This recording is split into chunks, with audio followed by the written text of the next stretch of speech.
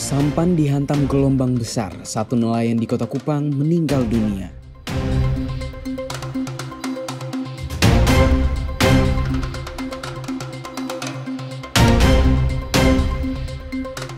Presiden Republik Indonesia Prabowo bertolak ke Brunei Darussalam diagendakan menerima gelar kehormatan.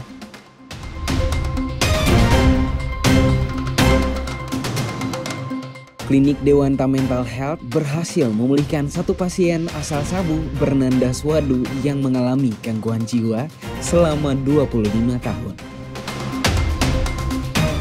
Halo, salam sejahtera pemirsa. Selain 3 topik utama tadi, kami juga akan menghadirkan informasi penting lainnya. Anda juga dapat menyaksikan Timur Sepekan dan program menarik lainnya melalui live streaming di www.timurtv.com. Bersama saya, Joy Mone, berikut Timur Sepekan selengkapnya.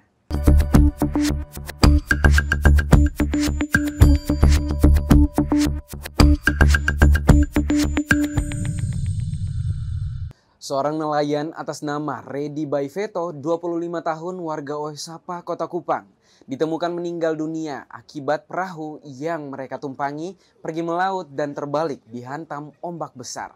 Berikut informasi selengkapnya untuk Anda.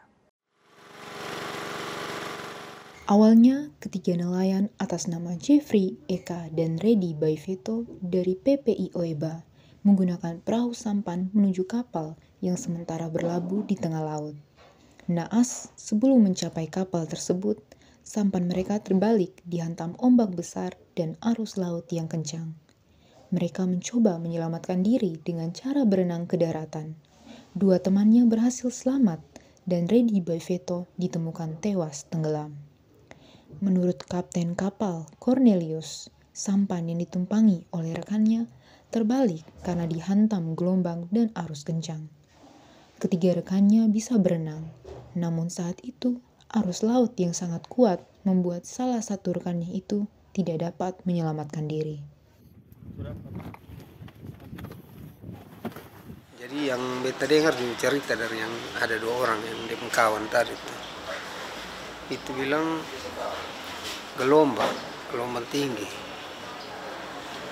Ini dia keluar situ arus juga kencang, keluar situ tenggelam. Posisi Bapak berada di kapal atau di darat itu? Di darat, masih di darat. Masih di darat. Iya.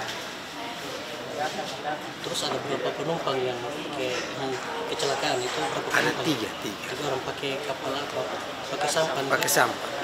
Iya. Itu atas nama siapa-siapa saja tuh? Itu Jeffrey Manafe satu ini kita lupa ada nama. Eka siapa kode nama dengan Redi. Tim Basarnas dan Polsek bergerak cepat untuk mencari korban yang tenggelam. Proses evakuasi cepat membuahkan hasil sehingga korban segera dievakuasi.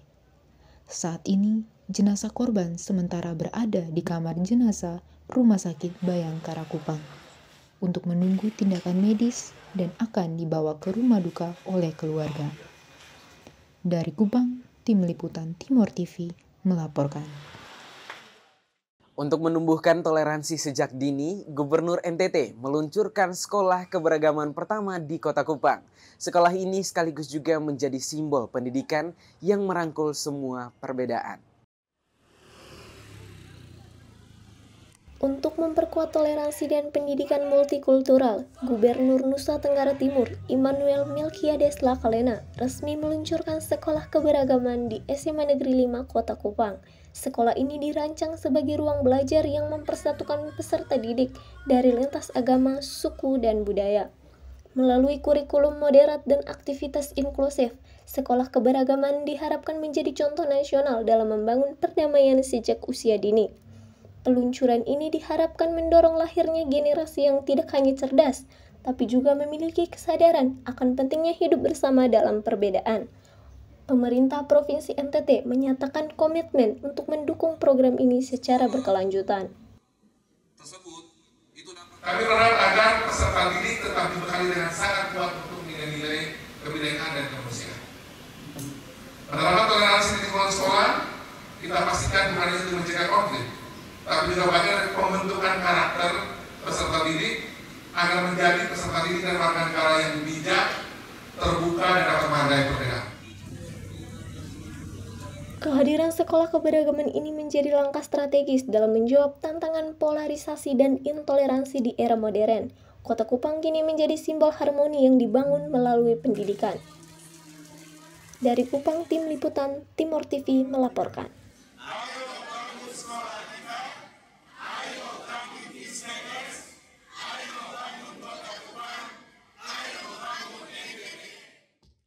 Seleksi Tilawatil Quran ke-28 tingkat Kota Kupang resmi dibuka oleh Wali Kota Kupang, Dr. Christian Widodo. Kegiatan ini berlangsung di Aula Universitas Muhammadiyah Kupang dan diharapkan melahirkan generasi Qurani di tanah Nusa Tenggara Timur.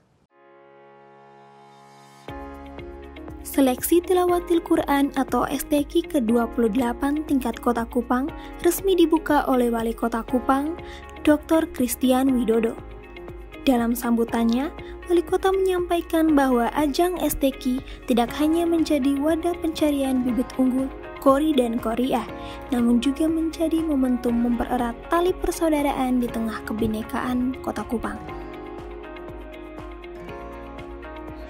Seleksi Tilawatil Quran ini bagus sekali. Jadi saya senang kegiatan-kegiatan seperti ini diadakan. Ini selain ini lomba seleksi menemukan bibit-bibit talenta baru, tapi ini juga bukti bahwa kita di Kota Kupang itu selalu menjaga keharmonisan antar umat beragama. Di sini juga kita membangun karakter orang muda, membentuk kecintaan terhadap Al-Quran, bahkan lebih dalam kita bisa mengamalkan nilai-nilai Al-Quran dalam kehidupan sehari-hari. Puluhan peserta dari seluruh kecamatan di Kota Kupang ambil bagian dalam berbagai cabang lomba, termasuk tilawah, tafsir, dan hifzil Quran. Kegiatan ini dirancang sebagai ajang seleksi menuju STQ tingkat provinsi, sekaligus wujud komitmen pemerintah kota dalam mendorong penguatan nilai-nilai keagamaan. Selain untuk melakukan STQ juga bertanggung jawab untuk melakukan pembinaan bagi generasi sehingga setiap ajang-ajang baik STQ maupun MTQ itu kalau tahun ini kita STQ, tahun depan itu ada MTQ. Jadi dia bergilir setiap tahun. STQ tiap 2 tahun, MTQ juga tiap 2 tahun. Tahun ini kita laksanakan STQ, tahun depan itu ada MTQ. Dan berjenjang dari tingkat kota sampai ke tingkat nasional bahkan internasional.